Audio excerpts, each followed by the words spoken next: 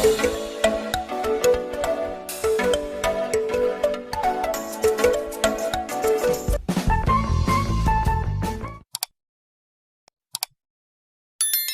bismillahirrahmanirrahim. Assalamualaikum warahmatullahi wabarakatuh. Perkenalkan, nama saya Ulfa, NIM 2020G1A013. Saya dari Prodi Pendidikan Bahasa Arab dari Fakultas Agama Islam. Baiklah, pada kesempatan ini saya akan mempresentasikan tentang bab yang pertama, yaitu pengertian psikologi belajar. Bagian pertama, pengertian psikologi. Psikologi adalah ilmu yang mempelajari mengenai jiwa, namun karena jiwa tidak dapat diukur dan dilihat, maka psikologi adalah ilmu yang mempelajari mengenai tingkah laku atau perilaku perbuatan seseorang. Yang kedua, pengertian belajar. Belajar adalah serangkaian kegiatan jiwa raga untuk memperoleh suatu perubahan tingkah laku sebagai hasil dari pengalaman individu dalam interaksi dengan lingkungan yang menyangkut kognitif, efektif, dan psikomotor. Yang bagian ketiga, pengertian psikologi belajar.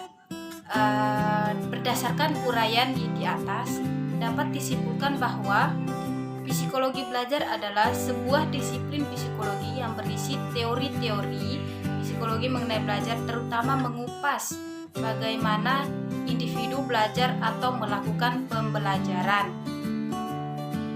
Selanjutnya yaitu ciri-ciri belajar. Yang pertama, perubahan yang terjadi secara sadar. Yang kedua, perubahan dalam belajar bersifat fungsional. Yang ketiga, perubahan dalam belajar bersifat positif dan aktif. Yang keempat, perubahan dalam belajar bukan bersifat sementara. Yang kelima, perubahan mencakup seluruh aspek tingkah laku. Yang kelima, faktor-faktor penyebab kesulitan belajar. Yang pertama itu faktor internal atau faktor dari dalam diri manusia itu sendiri, yang meliputi faktor fisiologi, faktor psikologis. Yang kedua, faktor eksternal, yaitu faktor dari luar manusia, yang meliputi faktor-faktor non-sosial dan faktor-faktor sosial. Nah, bab kedua, pembagian psikologi belajar. Yang pertama itu masalah belajarnya.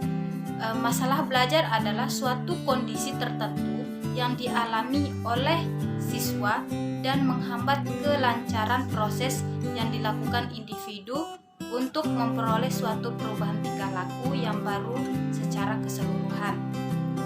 Yang kedua, jenis-jenis masalah belajar. Yang pertama itu kesulitan membaca atau disebut disleksia. Yang kedua, kesulitan menulis atau yang disebut disgrafia.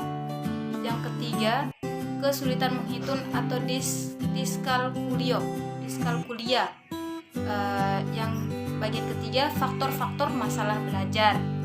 Yang pertama itu faktor internal, yang kedua faktor eksternalnya. Yang keempat, proses belajar. Proses belajar. Pembelajaran merupakan proses kegiatan belajar mengajar yang juga berperan dalam menentukan keberhasilan belajar siswa. Dari proses pembelajaran itu akan terjadi sebuah kegiatan timbal balik antara guru dengan siswa untuk menuju tujuan yang lebih baik. Selanjutnya yaitu bagian-bagian proses belajar. Yang pertama, perhatian dalam proses belajar itu dibutuhkan. Yang kedua, memori dalam proses belajar. Yang ketiga, elaborasi dalam proses belajar. Bab ketiga, selanjutnya masuk bab ketiga, yaitu metode kajian psikologi belajar. Yang pertama, pengertian psikologi. Psikologi adalah ilmu pengetahuan yang mempelajari semua tingkah laku dan perbuatan individu yang tidak dapat dilepaskan dari lingkungan. Dilakukan dengan jalan mengumpulkan dan mencatat tingkah laku manusia selengkap mungkin dan berusaha menjauhkan dirinya dari segala prasangka. Yang kedua, pengertian pembelajaran. Pembelajaran berasal dari kata ajar yang kamu menjadi sebuah kata berupa pembelajaran. Pembelajaran sebenarnya merupakan aspek kegiatan manusia yang kompleks, yang dimana hal tersebut tidak dapat dijelaskan dengan detail. Yang selanjutnya yaitu macam-macam metode psikologi pembelajaran. Yang pertama, metode introspeksi. Yang kedua, metode observasi. Yang ketiga, metode klinis. Ya, masuk bab yang keempat, tujuan, fungsi, dan manfaat belajar bahasa Arab. Yang pertama, tujuan pembelajaran bahasa Arab.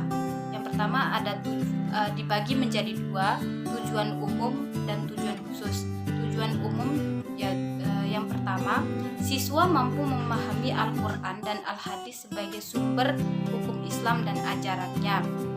Yang kedua, mampu memahami dan mengerti buku-buku agama dan kebudayaan Islam yang tertulis dalam bahasa Arab. Yang ketiga, untuk dapat berbicara dan mengarang dalam bahasa Arab. Yang keempat, terampil berbicara dan mengarang dalam bahasa Arab. Yang kelima, untuk membina ahli bahasa Arab yang benar-benar profesional. Selanjutnya, tujuan khususnya.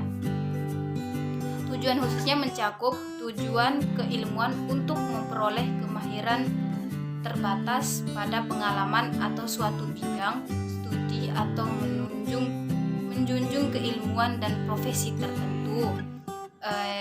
Selanjutnya, tujuan pembelajaran bahasa Arab selanjutnya itu tujuan kegunaan praktis, yaitu memperoleh keterampilan berkomunikasi dengan bahasa Arab, baik tulisan maupun lisan, reseptif maupun produktif. Selanjutnya, fungsi belajar bahasa Arab. Fungsi yang pertama, fungsi tekstual. Yang kedua, fungsi sosial. Yang ketiga, bahasa Arab sebagai bahasa politik. Yang keempat, bahasa Arab sebagai bahasa budaya. Terus, manfaat belajar bahasa Arab. Yang pertama, memperbaiki kerja jantung. Yang kedua, memperluas pembuluh darah atau arteri dan urat serta membangkitkan kembali sel-sel. Yang ketiga, menghilangkan susah tidur. Yang keempat, memperkuat semua badan dari kelembekan. Yang terakhir, memperoleh kemampuan fisik dan hati. Masuk bab kelima. Bab kelima itu membahas tentang perkembangan bahasa anak. Yang pertama, pengertian perkembangan bahasa anak.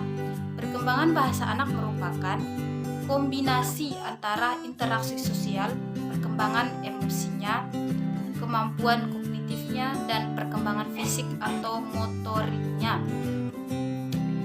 Semua perkembangan tersebut dikombinasikan dengan apa yang menjadi dalam beberapa tahun tahap perkembangan anak.